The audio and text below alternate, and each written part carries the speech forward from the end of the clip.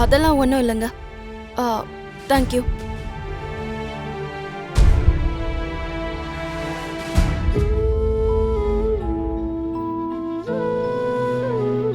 Janu Janu Janu Janu Janu please ஒரு நிமிஷம். எங்க மாம் சொன்னதை நினைச்சு நீ ஃபீல் பண்றியா? அவங்க அப்படி பேசினா நான் வருத்தப்படுவேன்னு தெரிஞ்சுதான் நீ என்ன இங்க கூட்டிட்டு வந்தியா? ஜானு ப்ளீஸ், இப்போ எதுக்கு நீ பயந்துகிட்டு இருக்க? உன்னை அப்படிலாம் பேசும்போது அவங்களுக்கு தைரியமா பதில் சொல்லலாம்ல, உன் தப்பு எதுவும் இல்லைன்னு. பதிலுக்கு பதில் பேசுறதுக்கு எனக்கு எவ்வளவு நேரம் ஆகும் விவேக்? என்ன பண்றது, அப்படிப்பட்ட குணம் எனக்கு இல்ல. என்னோட அக்கா எப்பயுமே என்ன அந்த மாதிரி வளர்க்கல. அவங்க அப்படிதான் பேசுவாங்கன்னு தெரியும், என் மேல வெறுப்ப காட்டுவாங்கன்னு தெரியும். நீங்க கூப்பிட்டோன்னே நான் வந்தேன்ல, அது என்னோட தப்பு. எப்படியாவது நான் ஹாப்பியா ஃபீல் பண்ண வைக்கணும் தான் இங்க கூட்டிட்டு வந்தேன். ஆனா நீயே பார்த்தல்ல நான் எவ்வளவு சந்தோஷமா இருந்தேன்னு. இங்க பாரு விவேக், ஒரு நாள் நான் இந்த வீட்டுக்குள்ள வந்ததுக்காகவே உன் அம்மா என்ன ஒரு புழு மாதிரி பாத்துட்டு இருக்காங்க.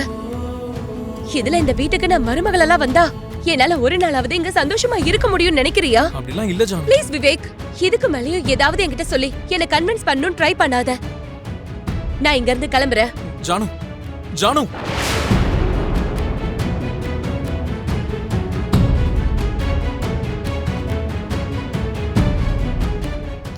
பாவம், உங்க வீட்ல சொன்ன விஷயத்த கேட்டு அந்த பொண்ணு ரொம்பவே வருத்தப்படுறாங்க. ஆமாங்க, அட்லீஸ்ட் அவ வருத்தப்படுறான்னு உங்களுக்காவது புரிஞ்சுது. அந்த மாதிரி எங்க வீட்ல யாரும் இல்ல. உங்க அண்ணா மித்ரா இருக்காருல்ல, அவர்கிட்ட சொல்லி உங்க அம்மாவை சம்மதிக்க வைக்க முயற்சி பண்ணுங்க. இல்லைன்னா உங்க காதல் அர்த்தமே இல்லாத ஒரு கேள்விக்குறியா மாறிடும். நீங்க நல்லா யோசிச்சு பாருங்க.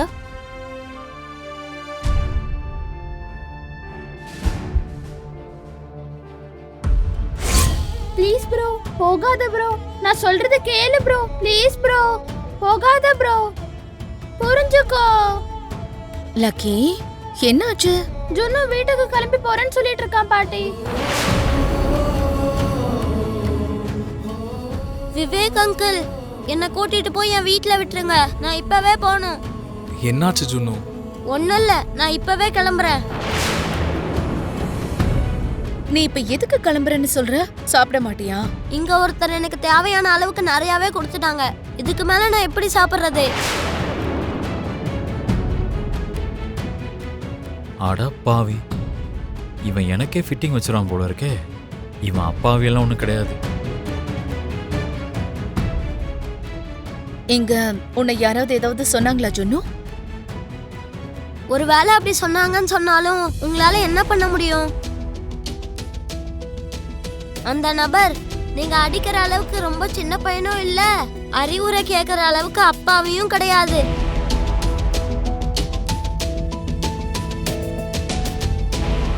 நீ ஒரு நிமிஷம் இரு. நீ இப்படி வா. இங்க பாரு ஜுன்னு, நீ இப்போ எங்க வீட்டு விருந்தாளி. வீட்டுக்கு வந்த விருந்தாளிய சாப்பிடாம அனுப்புறது கலாச்சாரமே கிடையாது. நீ பசியோட கிளம்பி போனா எங்க எல்லாருக்கும் ரொம்ப கஷ்டமா இருக்கும்.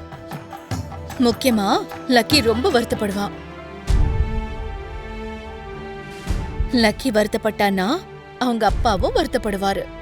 அவங்கெல்லாம் வருத்தப்படுவாங்கிறதுக்காக நானும் வருத்தப்பட்டுக்கிட்டு என்ன இங்கே உட்கார சொல்றீங்களா? சரி, ஓகே. நான் உன்கிட்ட ஒண்ணு கேக்குறேன், அதுக்கு பதில் சொல்றியா? என்ன கேட்க போறீங்க? உங்க அம்மா உன்கிட்ட மத்தவங்களோட பொருள் பாம்புக்கு சமானம்னு சொன்னாங்க இல்லையா? ஆனா உன்னால மத்தவங்க வருத்தப்படக்கூடாதுன்னு உங்க அம்மா சொல்லி கொடுக்கலையா?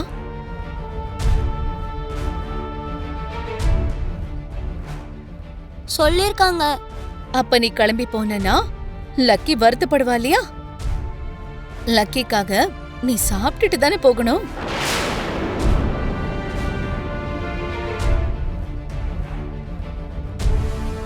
ஆமா, சரி, ஓகே. நான் லக்கிக்காக வேணா இங்க சாப்பிட்டுட்டு போறேன். ஆனா ஒரு கண்டிஷன். என்னது அது?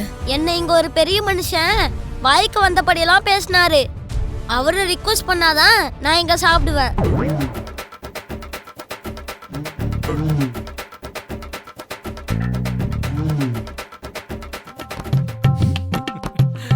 நல்ல வேலை, இப்பவாவது உன் கோவம் குறைஞ்சது. சரி வா, லஞ்ச் சாப்பிடலாம். இவ இவன் சாதாரண ஆளே கிடையாது. 3 அடி இருந்தாலும் நல்லா வச்சு செய்யறான்.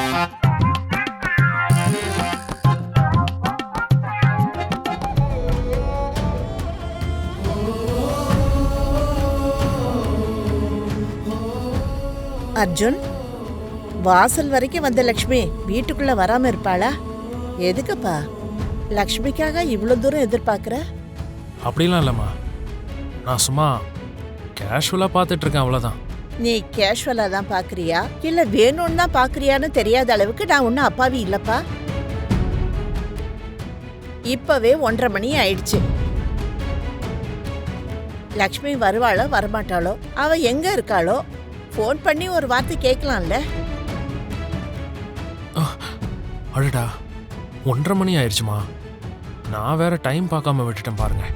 அம்மா, நீங்கள் சாப்பிடுங்க, ஏன்னா நீங்கள் மாத்திரை வேற போடணும்.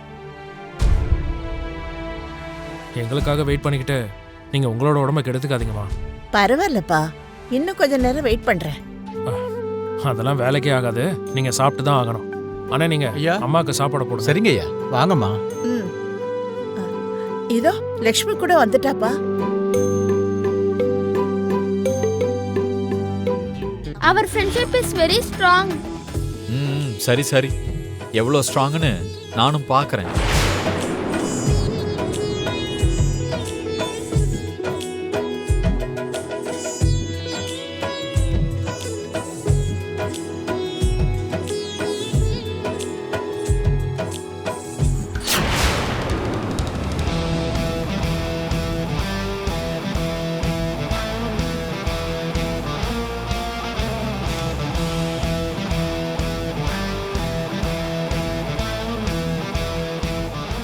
மாம், அவனை பாத்தீங்களா? அவன் எப்படி என்னை இமிட்டேட் பண்றான்னு. அவன் என்னடா உன்னை இமிட்டேட் பண்ணா? பாருங்க, நான் எப்படி சாப்பிட்றேனோ அதே மாதிரி தான் அவனும் சாப்பிட்றான். நான் ஆள்காட்டி விரல சேர்த்து சாப்பிடாம இருக்கேன், அதை கிண்டல் பண்ற மாதிரி அவனும் ஆள்காட்டி விரல சேர்க்காம தான் சாப்பிட்டுட்டு இருக்கான். பாருங்க.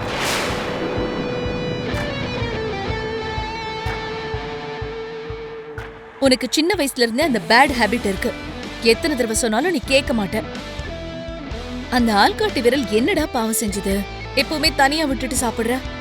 ஐயோ, இப்ப டாபிக் அது கிடையாது. ஜுன்னு, அங்க பாருங்க எப்படி சாப்பிடுறான்னு.